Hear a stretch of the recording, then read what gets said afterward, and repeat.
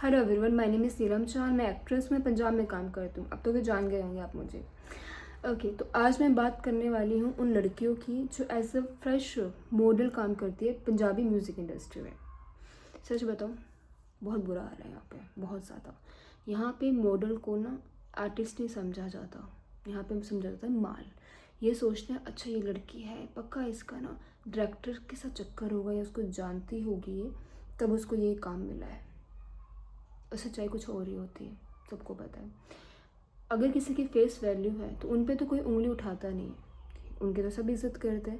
जो फ्रेशर लड़के अपना करियर बनाना चाहती हैं उनके लिए बहुत टफ है। पहली बात, उनको पेमेंट ही बहुत कम देते हैं।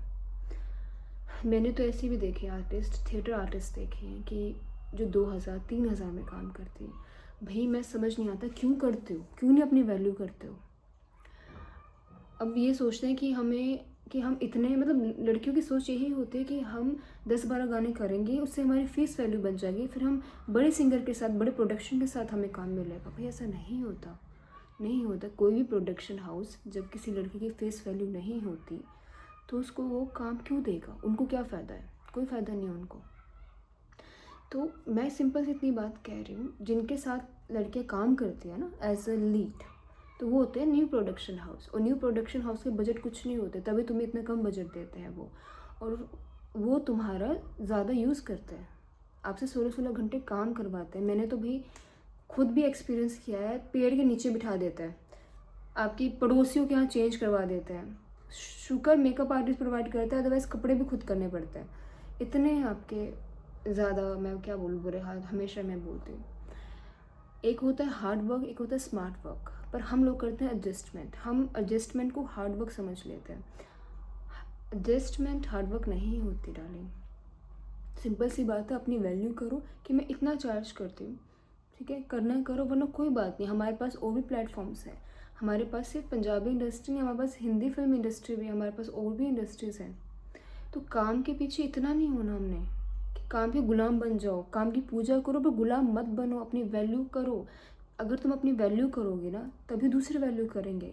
ये मत धप्पा लगाओ कि ये धप्पा लगने दो कि ये 5000 की आर्टिस्ट है, तुम हमेशा 5000 की ही रह जाओगे। इस सर्कल को तोड़ना चाहिए कि आपकी मान लो इस इंडस्ट्री में फिक्स वैल्यू नहीं बनी, कम से कम आप फाइनेंशियली स्ट्रॉन्ग हो गए, कुछ तो फ़ायदा हुआ आपको। अपना यूसेज मत होने दो, क्योंकि ये इंडस्ट्री आपको नोचने के लिए बैठी है। आपको स्मार्ट वर्क करना है। हाँ जी हाँ जी, श्री बन के कुछ नहीं होता, चालाक बनो तभी कुछ होगा। अदरवाइज़ तो पहले तो मुश्किल लाइफ है। अदरवाइज़ तो अगर हम इज़्ज़त की नौकरी, मतलब इज़्ज़त तो चाहिए सबको, तो इज़्ज़त इधर कमानी पड़ती है। अदरवाइज़ तो आप नौकरी दूसरी कर लो, कोई सरकारी वगैरह, उसमें इज़्ज़त है। तो हमें ये चीज़ अपनी वैल्यू करो। अदरवाइज़ तो पंजाबी म्यूज़िक इंडस्ट्री में ऐसा मत करो आपकी कि आप छोटे छोटे बजट के गाने कर रहे हो, उससे आपके कोई फ़ायदा नहीं होगा। कोई अच्छी प्रोफाइल नहीं बनेगी। प्रोफाइल तभी बनेगी अगर अच्छे आर्टिस्टों के साथ काम करोगे, अच्छे प्रोडक्शन हाउस के साथ काम करोगे। तो उसके लिए आपको मेन लीड तो मिलेगा नहीं, तो आप सेकेंडरी कर लो, करेक्टर कर लो। बहुत बड़ी बात बता रही हूँ। आई होप तुम्हें कुछ होप तुम्हें कुछ इन आई होप तुम्हें कुछ फ़ायदा होगा इस चीज़ से। तो आई होप तुम्हें कुछ फ़ायदा होगा इस चीज़ से। तो मैं ऐसे ही इन्फॉर्मेटिव डालते हैं। आई होप इससे तुम्हें कुछ फ़ायदा होगा, तुम सीखोगे। मैं इन्फॉर्मेटिव ऐसे डालती रहती हूँ, एक्सपीरियंस बताते रहती हूँ, तो सब्सक्राइब कर लेना।